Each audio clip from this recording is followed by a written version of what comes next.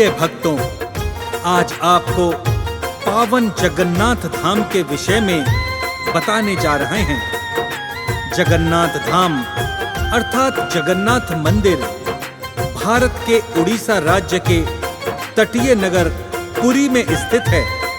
यह धाम हिंदुओं के पावन 4 धामों में से एक है। यह मंदिर भगवान विष्णु के रूप श्री कृष्ण, उनके बड़े भाई बलभद्र और उनकी बहन सुभद्रा को समर्पित है।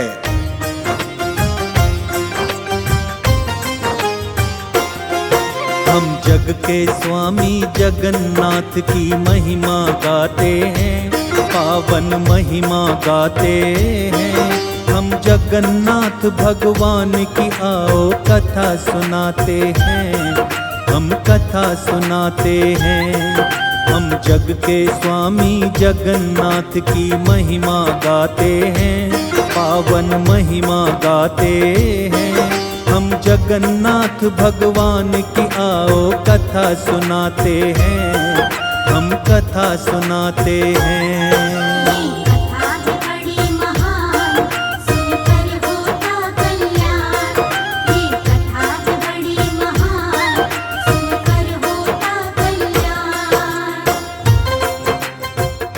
जगन्नाथ धाम की भूमि बहुत ही पावन मानी जाती है। यहाँ आकर मानव सभी तरह के पापों से मुक्त हो जाते हैं।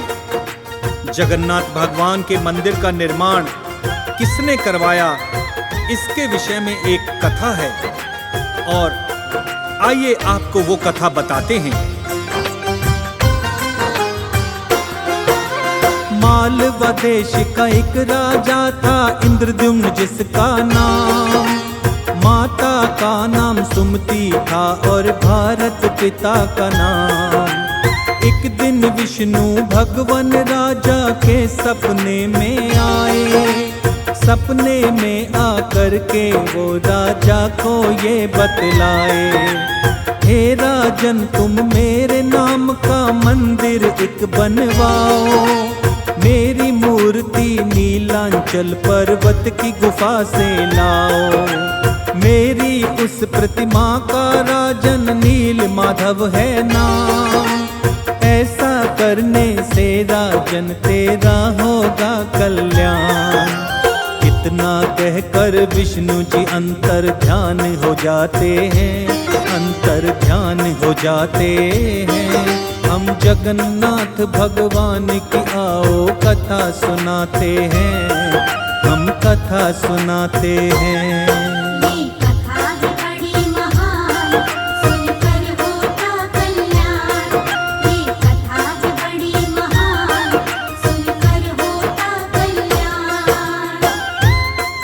विष्णु भगवान राजा को ऐसा कहकर अंतर ध्यान हो जाते हैं। राजा सोच में पड़ जाते हैं और प्रातः उठकर यह कार्य विद्यापति नामक ब्राह्मण को सौंपते हैं। विद्यापति ब्राह्मण इस बात को पहले ही जानते हैं कि सबर कबीले के लोग इस मूर्ति की पूजा करते हैं, इसीलिए मूर्ति को लाना बड़ा ही मुश्किल है। अब विद्यापति एक योजना बनाते हैं।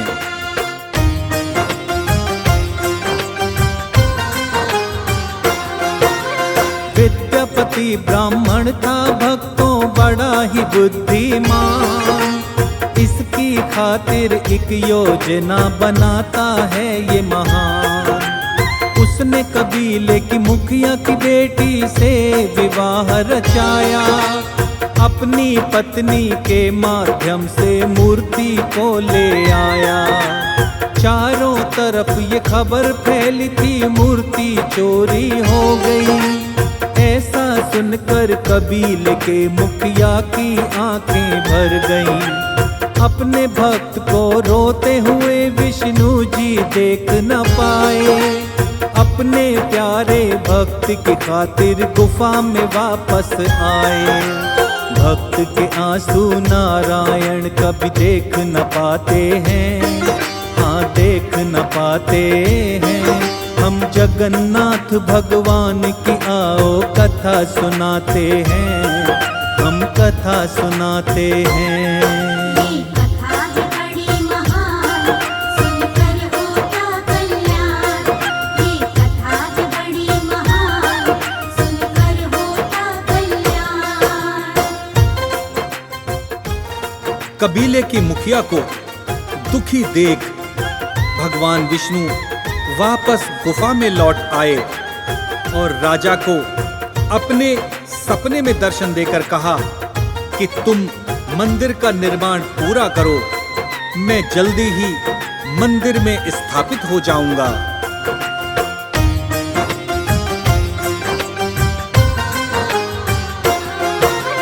जैसा कहा विष्णु जी ने राजा वैसा ही किया था। बहुत ही सुंदर विष्णु जी का मंदिर बनवाया था। मंदिर में स्थापित हो जाओ राजा ने अर्जी लगाई। सपने में आकर विष्णु जी ने राजा को बात बताई। समुद्र में तैर रहे लकड़ी के टुकड़े तुम मंगवाओ, उस लकड़ी से मेरी प्रतिमा सुंदर सी बनवाओ। सेवक भेज के राजा ने लकड़ी के टुकड़े मंगाए। कोई भी कारीगर इस पर छेनी चला न पाए। बूढ़े व्यक्ति के रूप में विश्वकर्मा जी आते हैं, विश्वकर्मा जी आते हैं।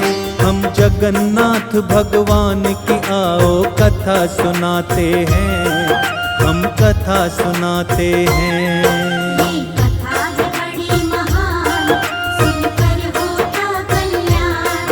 ये कथा है बड़ी महान, सुनकर होता कल्याण।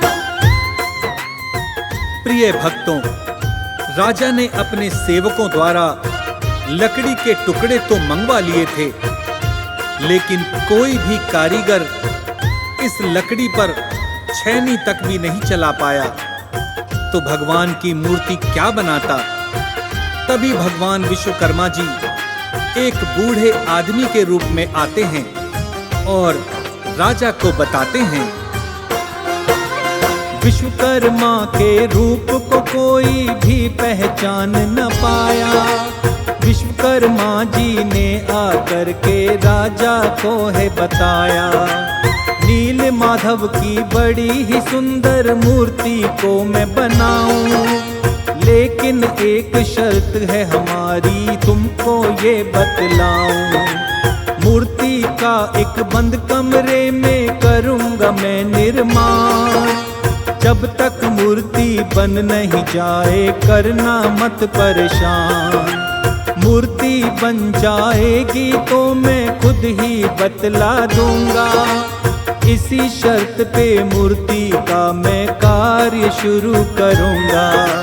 उस बूढ़े व्यक्ति की बात को राजा मानते हैं, वो मान जाते हैं। हम जगन्नाथ भगवान की आओ कथा सुनाते हैं, हम कथा सुनाते हैं।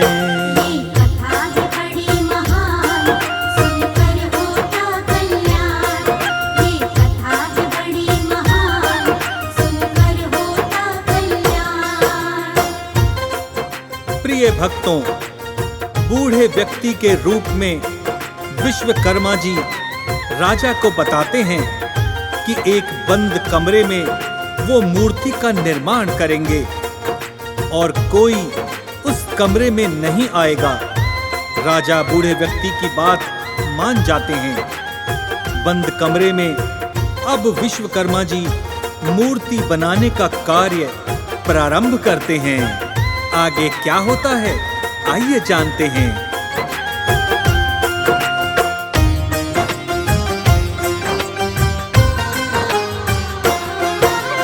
बंद कमरे में उन्होंने मूर्ति बनानी शुरू करी थी। मूर्ति जल्दी बन जाए राजा को आस यही थी। धीरे धीरे ऐसे भक्तों काफी समय था बीता। मूर्ति अब तक बन नहीं पाई, राजा को हुई है चिंता। एक दिन रानी बंद कमरे के पास में जब आती है, बंद कमरे से रानी कोई आवाज नहीं पाती है। इसके विषय में रानी ने तब राजा को बतलाया। राजा रानी को लेकर कमरे के पास में आया। किसी तरह की भी आवाज राजा नहीं पाते हैं, राजा नहीं पाते हैं। हम जगन्नाथ भगवान की आओ कथा सुनाते हैं, हम कथा सुनाते हैं। ये कथा है बड़ी महान, सुनकर होता कल्याण। ये कथा है बड़ी महान, सुनकर होता कल्याण। प्रिय भक्तजनों, राजा जब रानी के साथ कमरे के द्वार पर आता है तो वो भी किसी तरह की आवाज वहां नहीं पाता है और परेशान हो जाता है। वो सोचता है कि कहीं उस बूढ़े कारीगर को कुछ हो तो नहीं गया। ऐसा मन में विचार कर राजा दरवाजा खोलने का आदेश देता है। आगे क्या होता है, आइए जानते हैं।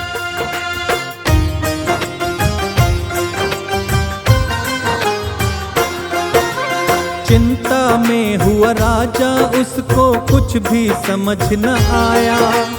दरवाजे को खोल तो सेवक को आदेश सुनाया।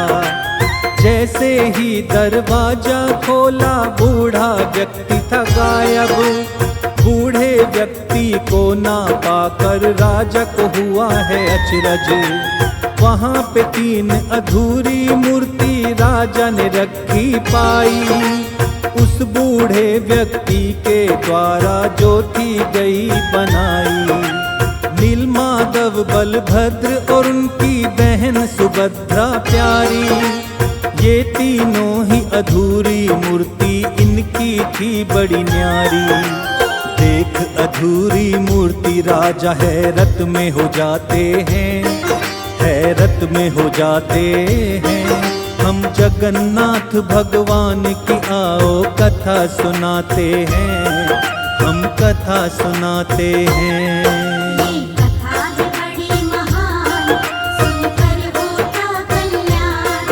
ये कथा है बड़ी महान, सुनकर होता कल्याण। प्रिय भक्तजनों, राजा इन अधूरी मूर्तियों को ही प्रभु की इच्छा मानकर मंदिर में स्थापित करवा देता है और इसी रूप में तीनों भाई बहन पूजे जाने लगे। श्री कृष्ण का पावन रूप भगवान जगन्नाथ के रूप में यहाँ स्थापित है और इनके साथ कृष्ण के बड़े भाई बलभद्र जी तथा उनकी बहन सुभद्रा भी यहाँ स्थापित हैं।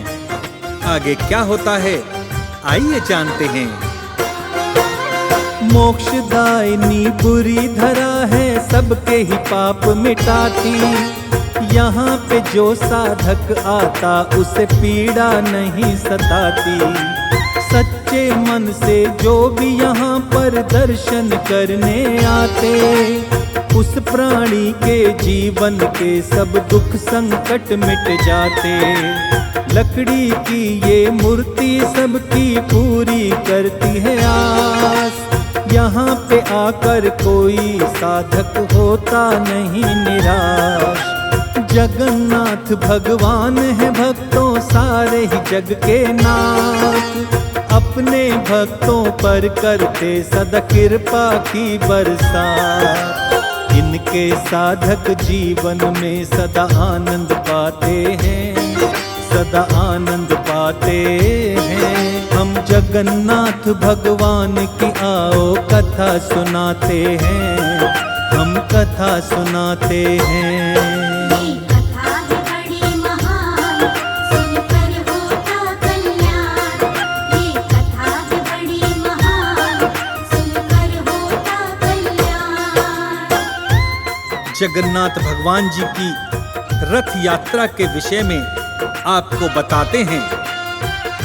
जगन्नाथ भगवान की रथ यात्रा आषाढ़ मास के शुक्ल पक्ष की द्वितीया तिथि को पड़ती है। स्कंद पुराण के अनुसार रथ यात्रा में भाग लेने वाले भक्तों को मोक्ष की प्राप्ति होती है। आषाढ़ मास में शुक्ल पक्ष की द्वितीया तिथि जब आती, जगन्नाथ भगवान की तब रथ यात्रा निकाली जाती।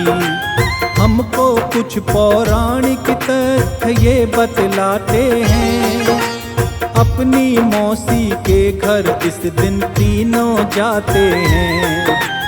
बड़ा ही सुंदर और अनोखा रथ को बनाया जाता, इन तीनों की मूर्ति को फिर रथ पे सजाया जाता। अपने हाथों से साधक इस रथ को खींचते हैं, ऐसा करने से वो सब पुण्य के भागी बनते हैं। रथ को खींचने से ही कष्ट सभी मिट जाते हैं, कष्ट सभी मिट जाते हैं। हम जगन्नाथ भगवान की आओ कथा सुनाते हैं, हम कथा सुनाते हैं। ये कथा है बड़ी महान, सुनकर होता कल्याण। ये कथा है बड़ी महान, सुनकर होता कल्याण। भक्तों, ऐसा कहा जाता है कि रथ के पहिए को छूने मात्र से ही जीवन भर के पाप नष्ट हो जाते हैं। इस यात्रा में जाति, धर्म और रंग का कोई भेदभाव नहीं होता।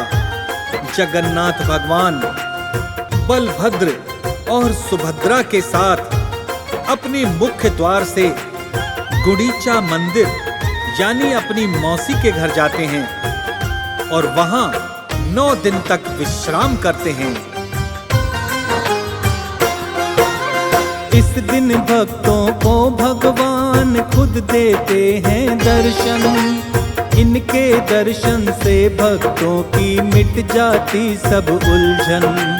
बड़ा ही भव्य रथ यात्रा का उत्सव मनाया जाता, दूर दूर से रथ यात्रा को साधक देखने आता।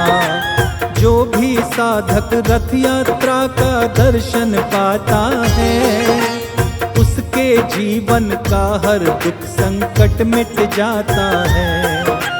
जयकारों के घोष से गूंजते हैं धरती आकाश, जगन्नाथ भगवान सभी की पूरी करते आस। जगन्नाथ भगवान सभी पर दया लुटाते हैं, हाँ दया लुटाते हैं। हम जगन्नाथ भगवान की आओ कथा सुनाते हैं, हम कथा सुनाते हैं। ये कथा है बड़ी महान, सुनकर होता कल्याण।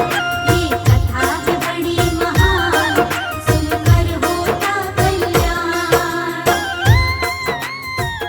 भक्तों, भगवान जगन्नाथ का मंदिर अपनी अद्भुत वास्तुकला और विज्ञान को हैरान करने वाले कई चमत्कारों के लिए प्रसिद्ध है। जैसे हवा के विपरीत दिशा में ध्वज का लहराना, मंदिर के गुंबद पर किसी पक्षी या जहाज का ना उड़ना, सिंह द्वार के अंदर समुद्र की आवाज ना आना, दिन में मंदिर के शिखर की छाया का दिखाई ना देना आदि। मंदिर के शिखर ध्वज को रोजाना बदला जाता, हवा के विपरीत दिशा में भक्तों शिखर का ध्वज लहराता। 7 मिट्टी के बर्तनों में प्रसाद यहाँ पर बनता, ऊपर वाले बर्तन का प्रसाद पहले है पकता। इस प्रसाद को विष्णु जी का महाप्रसाद बताते, धन्य होता होते हैं वो साधक जो महाप्रसाद को पाते। पुण्यदायिनी यहाँ की भूमि कहता है जग सारा, यहाँ पे आकर दुख संकट से मिल जाता छुटकारा। जगन्नाथ स्वामी विवेक पर दया लुटाते हैं, हाँ दया लुटाते हैं। हम जगन्नाथ भगवान की आओ कथा सुनाते हैं, हम कथा सुनाते हैं।